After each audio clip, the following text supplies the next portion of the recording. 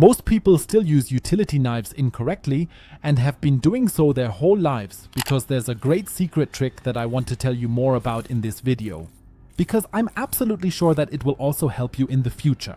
What you surely already knew is that the blade of such a utility knife is divided into several individual parts, which you can recognize by this small predetermined breaking point. Because the advantage of a utility knife is that you can break off the blade again and again and thus have a new sharp piece again.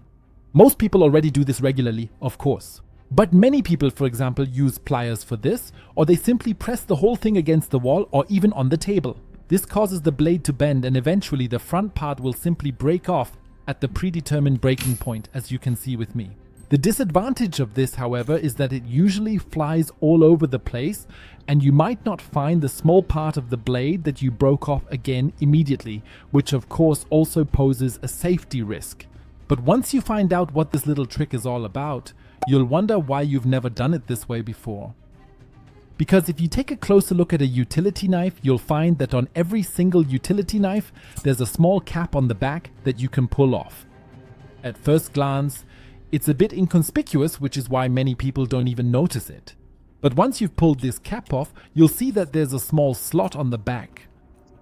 In fact, this exact slot is meant to be placed over the blade and then simply break the blade off. Because exactly one part of the blade that you can break off always fits in here at the front. The advantage is that you can break it off without having to use a lot of force on a floor or table, and on the other hand, the piece of the blade that you broke off stays stuck in here and you can then dispose of it that way. But did you also know that there are many more things that almost everyone always does wrong without knowing it?